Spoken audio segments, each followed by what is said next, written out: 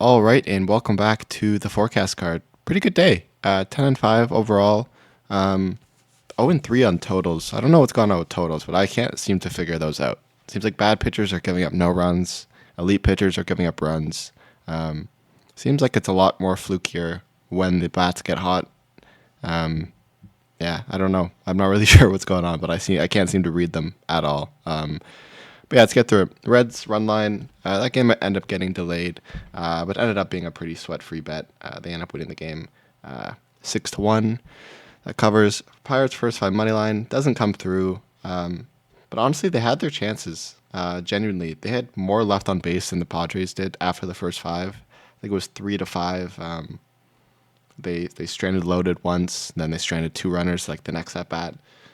Usually when you score three runs in the first five, you have a good chance to cover. So I think it was the right side, even though it didn't cover. The Padres just kept hitting the ball, especially at the top of the fifth where they got three runs, which kind of sucked. But it is what it is.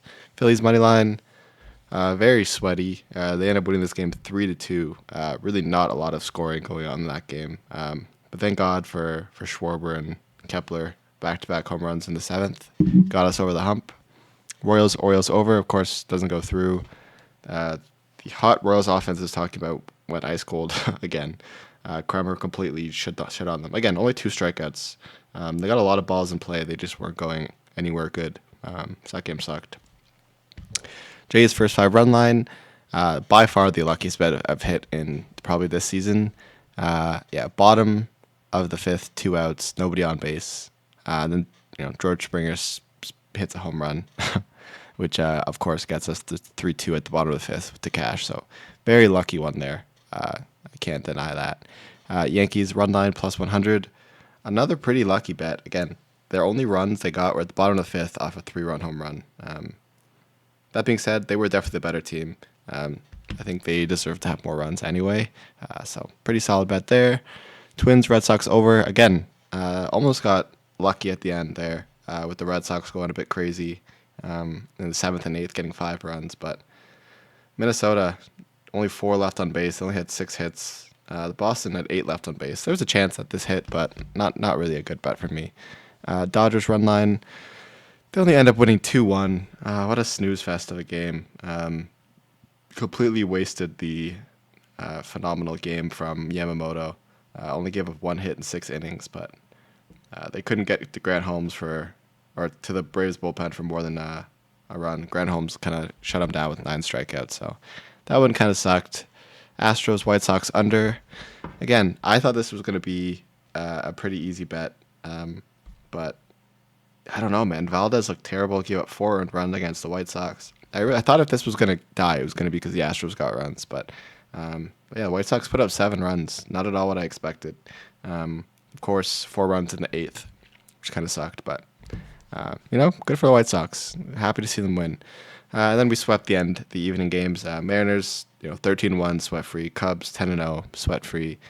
Mets, 9-3, sweat-free. And they should have had even more runs. They completely clobbered the Cardinals. Tigers run line, very sweaty. If you looked at just the box score, you're like, oh, wow, what a great bet. Detroit scored 8 runs in the top of the ninth. It was a 1-1 game. Really thought this had 0 chance of hitting, and they just kept smacking home runs over and over again. Pretty rough if you had the under or the Angels in this game. I do feel for you, but glad to hit that. And the Giants run line, relatively sweat-free. The Rockies really couldn't do much here against Robbie Ray, which wasn't fully unexpected, but Robbie had an incredible game. Obviously, the Rockies are the Rockies, but 4-0, pretty sweat-free. So, over 2 units on the day, betting half unit on every single game. Bringing us back to green in this small sample of since I've been doing back to YouTube, but I'll get everything updated again. I just have all of my shit in Picket and in different apps, and I just have to mentally add it all up. So and kind of avoid the stuff that I didn't put up on YouTube. It's a bit more work than I have time for right now, but I'll get to it eventually. But that's everything for today. Let's get into the slate for tomorrow. All right, heading into game number 1, we have the Rays heading on the road to play the Yankees again. Now, the Rays have obviously been absolutely terrible. Like, their offense has not been doing much. And Zach Littell, not a great pitcher, 1-5 on the season, 5 ERA. But again, I think on paper, Littell is a better pitcher than Schmidt. If you look at the xFIPs this year, Schmidt's sitting at a 4.8 xFIP, so he's due for a little bit of positive regression. But on the other side, Littell, again, slightly better, 126. He has a 4.48 xFIP, so he's been getting a little bit unlucky. So I think we're getting the slightly better pitcher here. And again, obviously the Rays offense has been terrible, but again, they're finally going to be playing, after having to deal with Max Fried for 7 innings, they're going to get to play a pitcher that's going to be, throwing up a lot more meatballs than normal. I think the Rays can find some success in this game early on. Again, they haven't been a great offense in general, but away versus righties on the season, they've been pretty decent. Again, top 15, 102 WRC plus over the last 2 weeks. On the season versus righties, again, top 13, just slightly below average. Obviously, the Yankees' bats are sometimes lights out, sometimes kind of mid. But again, I'm kind of banking here on the pitching advantage. The Yankees versus righties, obviously, really good. But a lot of that's kind of relying on the home run ball. And I think the weather's going to be a lot less good today than it was yesterday for runs. If the Yankees don't get home runs like we saw, they don't really get any runs at all. So I think I'm going to take a shot here with the Rays. I don't have them at winning the first half, but it's close enough here where I think that the value lies with the Rays. So give me the Rays first half plus 0.5. Moving on to game number 2, we have the Astros heading on the road to play the White Sox. Now, it's hard for me to believe that the Astros can get absolutely clobbered like that, especially with their ace on the mound and Hunter Brown. Obviously, we're not getting a really good price here with the run line. I'm not a huge fan of this bet. The value probably does lay on the White Sox, but I think the Houston definitely bounces back here. Again, Hunter Brown, a really, really solid pitcher. He's only getting better. He's 26 now. He's starting off the year with pretty much a 1 ERA at home and on the road. He's 4-1 for a reason, and he's played some decent offenses. Again, nothing crazy, but he looked really good against the Mets, really good against the Twins. Again, he's never given up more than 2 earned runs, and he's pitched at least 6 innings in every game. So he's been pretty lights out. And the White Sox, they got some hits last game. I think they were pretty fluky. Most of that lineup, again, outside of Louis Robert, maybe Benintendi, Andrew Vaughn, most of those guys, a lot of them are kind of washed up old people or super young rookies. And I think that they're not going to be able to do that twice. On the other side, Davis Martin's been playing well again, but he has a 2.6 ERA at home. He's been good, but he really struggles against righties. He's a .304 batting average against righties this season. Seems to be lefties that have been, where he's been having some more success. But again, the Astros lineup almost all righties here, so I think the Astros are going to get to him. I think the Astros team has a little bit of pride. I like to think they do, but after losing that game 7-3, again they had 8 left on base to the White Sox. 6, they had more hits than the White Sox. I think they kind of got unlucky with that game kind of falling apart there. So I think the Astros run line is going to be a good bet tomorrow. And again, White Sox use a few of their better bullpen arms today, and they're not really known to be that good of a bullpen team in the first place. So I think the Astros here wake up and win this game by more than two scores. All right, moving on to game number 3, we have the Mets heading on the road to play the Cardinals. Now, the Cardinals are a weird team. I really like to back them most of the time when I can, but I don't know, man. I just don't like Eric Fetty. I think he's a really bad pitcher. I think he, on paper, was pretty good last year.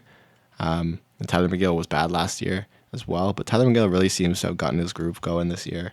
He hasn't been great on the road, but he's still been okay. A 3.31 ERA. He definitely is better a home pitcher, but again, he's been really good against lefties. And I think a lot of the better bats right now on the Cardinals, Brendan Donovan, Nootbaar, Gorman, Victor Scott, they're all kind of lefties. And if he can deal with those, I think he's going to be fine. On the other side, we have Eric Fetty, who, again, wasn't that bad last year. He had used maybe a slightly below average pitcher. But he was really good at home, 74 innings pitched, sub 2 ERA. Now he's sitting around 4.5 this year. Again, I don't think he's a bad pitcher by any stretch, but if you look at the matchup head-to-head, the Mets kind of own him. 110 at-bats against the Mets. He's getting up 36 hits, a batting average of .327, an OPS of almost .900. That's kind of tough when you're playing up against a Mets lineup that is hitting the ball really, really well right now. Like they only scored 9 runs last game, but they easily could have scored 15 if they didn't strand so many runners. So again, Mets are a little bit too hot. I think the Mets against righties are better the last few weeks, and I think they have the better pitcher. So at minus 130, 145, it's a I haven't modeled a minus 170 as a fair price. So I'll be on just the money line here. I think I don't really want to take a run line. There's going to be probably not too many scores this game, given the fact that it is in Busch Stadium. Yeah, with the wind blowing, kind of in a way that's not beneficial for the stadium. So yeah, give me the Mets money line here for minus 145. All right, moving on to the next game, we have the Guardians heading on the road to play the Jays. Again, I see a lot of people on the Jays, or sorry, on the Guardians this time around, especially considering Gavin Williams had a pretty bad start. But I really do like Kevin Gausman. I think he's going to want to bounce back. He had that really, really shitty inning in the back-to-back against the Yankees where he like walked in like 4 runs. Like he just had no control. I just don't think that the Guardians bats are as patient as those Yankees bats were looking that day. I think that his slider is going to really screw with them. His changeup, even his fastball, has been pretty good. And Gavin Williams on the road this year has been really bad. He's really, really bad against righties. And again, the Jays have some really power-hitting righties. They're going to have Santander, Bo Bichette, Vladdy Guerrero, George Springer. Alejandro Kirk's been playing unreal. Marshall's back in the lineup. Obviously, he's a lefty, but he's a really good lefty. I think the Jays are going to be able to get to him. I really do. He's still 25. Again, Kevin, yeah, he just had a really bad last game. He pitched 2 innings, 6 hits, 5 walks, 6 earned runs. Really bad. But before that, he played some really good innings against some really good teams. The Yankees is not an offense that is necessarily that easy to deal with. So he's been really good at home this year, much better than he was last year. But still, he's still, in my opinion, ace caliber. I really do. I know a lot of people don't like Kevin Gausman, but I think after that pretty shitty start, he's going to really want to show that he's still elite. I think they're going to get to Gavin Williams. That being said, Guardians are going to have a lot of their good bullpen arms back, and the Jays used my personal 2 favorite bullpen arms yesterday and the day before. So I'll be in the Jays' first 5 money line here at minus 130. Don't love the odds. Maybe I'll take the run line. But again, there's a very good chance that Jays don't get any runs here. That's just what they do. It seems they get their offense going in the bottom of the 8th inning lately. So we'll see. But for now, yeah, Jays' first 5 money line here for me at minus 130. All right, moving on to our next game, we have the Padres heading on the road to play the Pirates.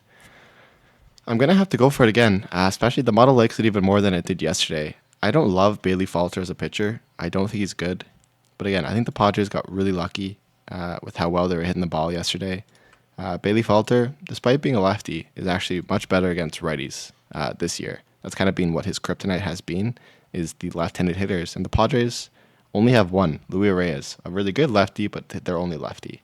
On the other side, Randy Vasquez, when he's not playing at home, is just so bad. Like, he's a 7 ERA this year, at a 6 ERA last year.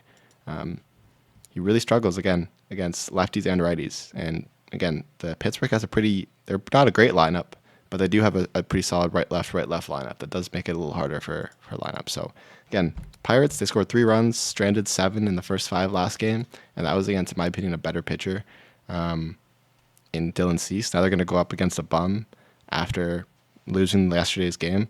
Yeah, I'm going to give a chance on the Pirates. Again, Padres bullpen, not something I want to deal with. So I'll be on the Pirates' first 5 money line here at minus 115. All right, moving on to our next game, we have the Rockies heading on the road to play the Giants. Not a hard bet for me. I'm just going to be on the Giants' run line at minus 120. Jordan Hicks, on paper, not a phenomenal pitcher so far this year. Really struggling. That being said, he has pitched against some really tough teams. He's pitched against Milwaukee, who's, you couldn't say maybe they're kind of cold right now. But again, Seattle, currently the best offense in baseball. He pitched against the Yankees, the Phillies, the Astros, the Brewers. And the one time he got to play against a bit of an easier lineup in Texas, he didn't look great, but he still only gave up 2 earned runs in 5 innings. So solid start there. I think he's not bad. Last year he was, I would say, above average pitcher, especially at home. Again, I'm not necessarily too scared of him against this Rockies lineup, who still to this day is the worst lineup against righties, despite having a couple wins under the belt. Again, Feltner's not playing. We got Brady Blalock, who I think is just just really bad, man. Like, he's really bad. He's only played one game where he's kind of started this year, and he went 4 innings, gave up 7 hits, 6 earned runs, 2 walks, WHIP of 2, ERA of over 10. He's getting recalled from AAA, where he still hasn't looked great. Even in AAA, in his last start, he gave up 4 walks. He's given up 10 walks in 8 innings pitched. So this guy's got no control. I think the Giants are going to light him up. I think Hicks has a good game here against the worst offense in baseball against right-handed pitching. And again, Rockies bullpen used a couple of their good arms. And again, they don't have a good bullpen to start with. So I'll be on the Giants run line here at -120.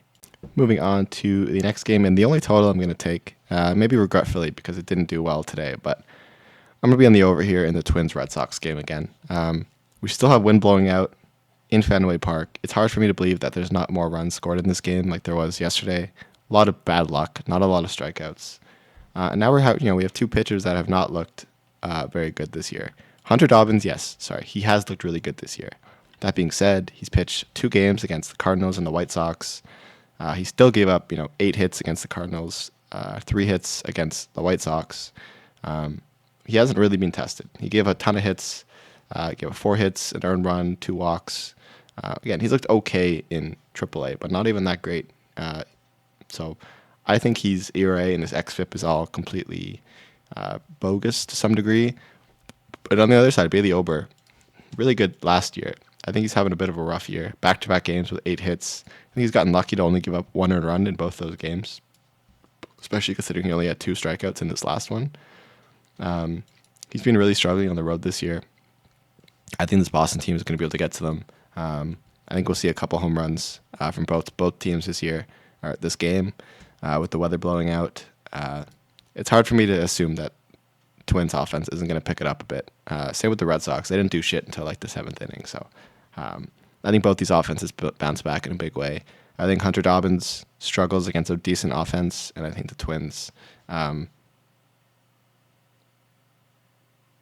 guess Bailey Ober just kind of continues to be in a bit of a lump here against in a pretty hitter-friendly ballpark, especially on the left side. So I'll be on the over 9.5 here, -115.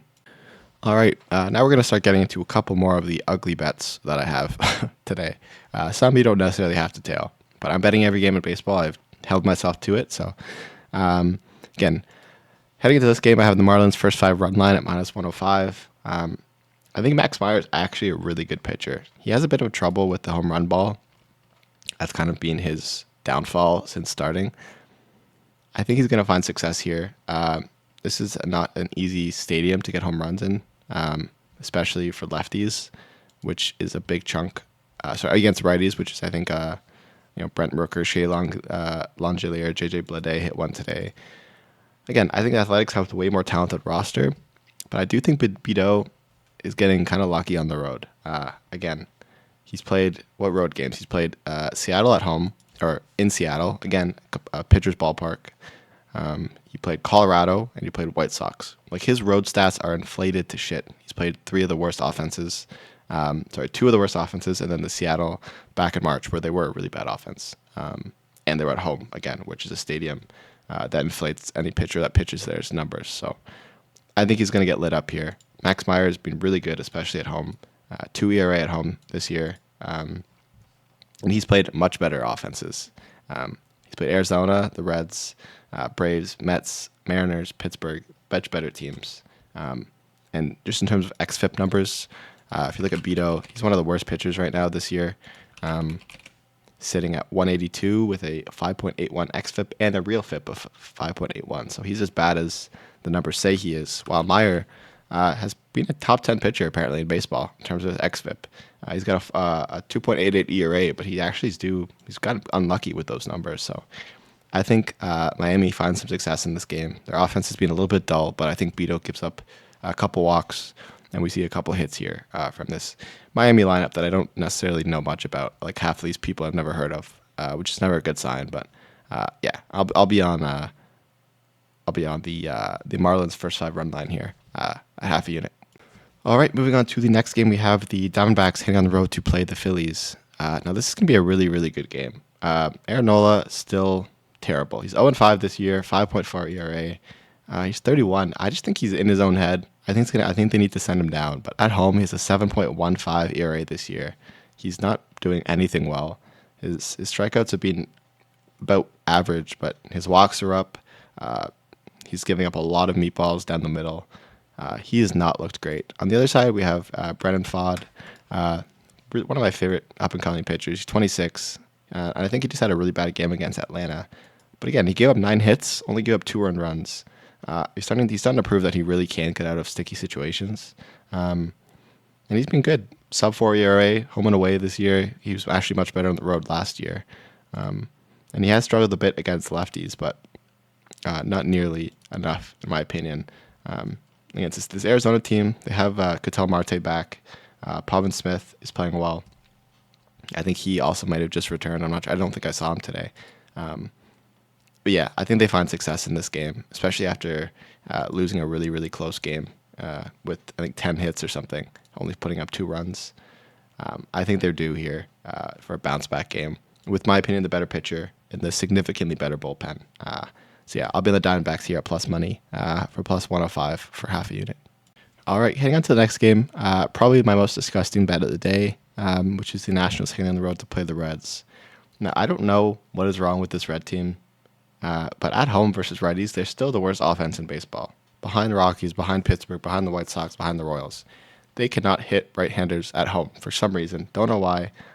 It's becoming to the point where it's 419 plate appearances. Like, there is something wrong with this team when they're playing at home against righties. Don't know what it is yet. Even over the last 14 days, at home versus righties. At the bottom, Cincinnati. It's not like it's just they're starting to get better. It's still a problem. Last 7 days, bottom 5. On the other side of the ball, we have the Mariners, who are going to be up against a lefty. I do think Lodolo is a fine pitcher, but the Nationals have hit lefties at a decent rate this year. They haven't hit them necessarily at a great rate lately, but they have played some really tough lefties. But if you look at them on the season, on the road versus left-handed pitching since 2025, they're decent. WRC plus of 124 over the last 2 weeks against left-handed pitching. So I think Lodolo, he's been great. Trevor Williams, again, if you look at just their ERAs, you think the Reds should completely shit on them. Again, he just had a really good outing, but again, he's playing against Colorado. He played Miami. When he's played some decent teams like Seattle, he gave up 4 in runs. He played the Giants, had a really good outing, but only 3 strikeouts, which typically to me means that they were getting outs, but balls were getting in play. And he's supposed to be a strikeout pitcher, so that's probably not a good sign. He played Milwaukee when they were ice cold, and he played the Giants again. So his ERA at home is a 5.06. The same last year. He really struggles to pitch at home. It's been his kryptonite for some reason. And now he's going to be pitching in his first game back since pitching in Colorado. I think he's going to be off his game. And again, Reds just can't hit righties. And I think Trevor Williams, despite his ERA and his record being 1-3, I think the Nationals have a good chance to win this game. The Reds bullpen is terrible, just like the Nationals. I think honestly the Nationals bullpen might be slightly better than the Reds. So fuck it. Give me the Nationals here at plus 160 for half a unit. All right, moving on to our next game. We have the Mariners heading on the road to play the Rangers. This price makes no sense to me. I'm just going to bet it. I'm on the Mariners money line. Again, this Seattle team on the road versus lefties, still elite, top 5 over the last 2 weeks, number 1 on the season. Again, when they're not playing at home, they're like you can tell their bats are insane. They are playing lights out, number 1 offense in baseball over like the last 3 weeks now. Like it's just been crazy. On the other side, the Rangers, they're terrible. Bottom 10 offense against righties on the at home versus righties. Even worse over the last 2 weeks. Of course, Patrick Corbin, if you look at xFIP, is technically being a better pitcher than Luis Castillo. That being said, I think Luis Castillo is going to bounce back. His control has been a bit shaky. I think he's going to get it back in this game, especially after a much better start last game against Miami, where he only gave up 1 hit over 6 innings pitched. Like maybe that gave him his confidence back. He got an extra day's rest before this game. He's been bad on the road. Again, he does play much better at home, but last season the difference has never been this drastic. I think he's due to bounce back. On the other side, I still refuse to believe that Patrick Corbin is all of a sudden a great pitcher. He's still giving up, back-to-back games with 7 hits, only 2 earned runs. But again, he only is going 4 or 5 innings, and this Nationals bullpen, or sorry, this Rangers bullpen has not been phenomenal this year. Yeah, he's been good, decent at home, whatever. I think he's due to get completely shit on. I don't know when it's going to happen, but this Mariners team has been lights out. I think it's due. I think he's due to get a terrible, classic Patrick Corbin game that kills his ERA. And I think Castillo is due for a solid road win. So I don't fully understand this line. It's telling us that it should be Rangers, but I'm just going to keep betting Mariners until the wheels fall off for now. So give me the Mariners at -130. I just don't get this line, but whatever. All right, moving on to the next game. Another similar game where I'm confused about. We have the Cubs heading on the road to play the Brewers. This line, in my opinion, means you should be slamming the Brewers because they're a team that has been historically hot and cold. They're kind of cold again, but they haven't scored a run in the last 2 games, 18-0 or something over the last 2 games. That being said, the Cubs on the road versus left-handed pitching, still a top 3 offense against left-handed pitching overall, number 2 over the last 10 days, top 10 over the whole season, top 2. So elite team against left-handed hitters. They continue to do well. Jose Quintana is 4-0 in the year, a 1 ERA. This guy, if anyone is due for regression, it's this guy. Like, he is not a 1 ERA pitcher. He really isn't. If you look at his xFIP numbers last year for Quintana, he was bad, man. Like, Quintana, 642, an xFIP of 4.62. Again, not bad, but below average for sure. And James Taillon had a slightly better xFIP, around 4.31. This year, again, Quintana, he has a 3.36 ERA, but a 4.31 xFIP. So he's been getting really lucky in his at-bats. While Taillon has a 3.96 xFIP, but a 4.07 ERA. So he's due for actually a little bit of positive regression. Again, Milwaukee against righties has not been phenomenal. Lately, it's probably been like top 10, top 15 on the season, but still been struggling a bit. While the Cubs have just been hitting lefties. And I also think the Cubs do have a slightly better bullpen. I'm going to be on the Cubs here at -110. I think the Brewers, maybe the Brewers is the right side. They're due to hit a fucking run after going scoreless back-to-back games. You'd assume their offense is kind of getting pissed off with themselves, but I just can't. I can't take a team that's that cold unless I'm getting like really good plus money. So, yeah, I'll be on the Cubs money line here for half a unit at -110. All right, moving on to the next game, we have the Royals heading on the road to play the Orioles. Now, if you know one thing about this Oriole team, is they cannot hit lefties. That's just been their thing. On the season versus lefties, they're the worst team in baseball. 348 plate appearance and WRC plus of 47. Just terrible. At home versus lefties, it doesn't get much better. They are a bottom 3 offense with a 46 WRC plus over the last 14 days. It really hasn't gotten much better. 41 WRC plus. Just in general against lefties over the last 14 days, bottom 3, 40 WRC. Like, they can't hit lefties. And now they're up against Bubic, who has been insane. Like, really, really good. He's in his peak prime, 27-year-old. He just had his worst start against Houston, his last game. I think he bounced back. He's been really solid. His biggest problem is when he loses control, he walks a ton. But I think he's been one of the better pitchers in baseball lately. Since 2023, has a 1.4 ERA over 38 innings pitched. So he's been incredible on the road. I think he's going to find success against an Oriole team that can't hit lefties. And then on the other side, we got Sugano, who's just been getting, in my opinion, extremely lucky. Again, he's given up 8 hits, 5 hits, 5 hits, 5 hits, only 7 earned runs. I don't think he's really that good. He's a 35-year-old pitcher. He's a fine pitcher, but I think people are starting to catch on to his tricks. When he gets in trouble, you just don't swing. And if you look at his xFIP this year, 4.44, ERA of 5.12, due for a little bit of regression. But again, if you look at Bubic, absolutely elite, top 50 pitcher compared to Sugano, who's a top 1 outside of the top 100 pitcher. If you look at them last year, Sugano even worse, 4.59 xFIP, while Bubic was a top 50 pitcher. So, yeah, I think we're going to take the better team. Royals, yeah, they just got shut out again. But on the road versus righties, they actually have been fine. Like, they're still a top 10 team of the last 2 weeks against righties. Historically, not good. But but I think this is a game where they bounce back after getting completely shut out here. I just think this Orioles team just straight up cannot hit lefties, and I do think Bubic goes 6 innings here, and the Royals bullpen is also, in my opinion, much better than the Orioles bullpen, who just used their 2 big arms yesterday. So, yeah, I'll be on the Royals money line here at -105. All right, moving on to the next game, we have the Dodgers heading on the road to play the Braves. Now, obviously, the Dodgers screwed us yesterday on the run line. Somehow they could only get 2 runs off, in my opinion, a pretty bad pitcher. But that gives me some hope here that if the Dodgers could only get 2 runs off of, I can't remember, with Kremer or whatever, there's no chance they get any runs off of Schwellenbach, who's been really, really good. I'm just going to be taking the Braves on the first 5 money line here at -105.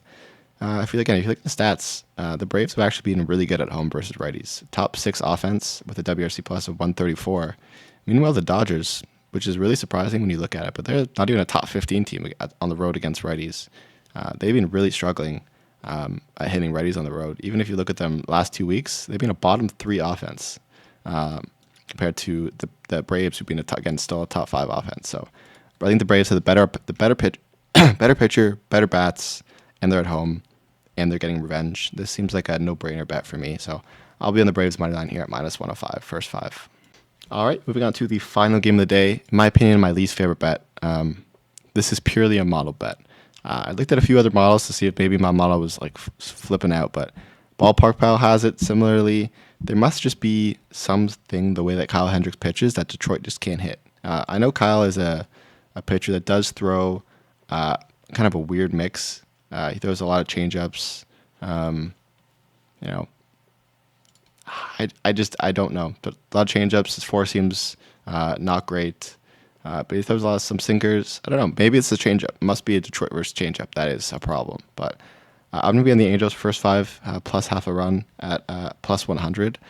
The Tigers just got, again, if you really look at the last game, it was 1-0 Angels until the 9th inning, or the 8th inning, where the Tigers caught it up and then got another 8 runs in the top of the 9th. So it was Angels bullpen that blew that game.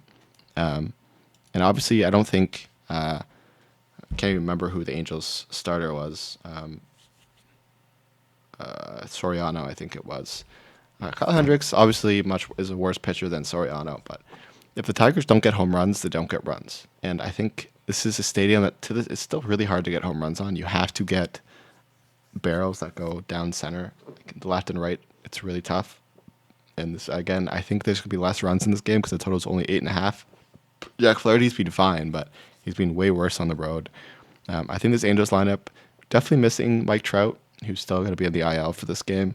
But I think they find a little bit of success here. Again, it's just plus half a run, so even if it's tied 0-0, 1-1, 2-2 will cash. So I'm just kind of hoping Kyle Hendricks does not give up too many meatballs here, and hoping that the Tigers kind of used up all of their home run bats yesterday and end up just hitting into a bunch of fly balls today. So yeah, I'll be on the Angels first 5 plus half a run in this game.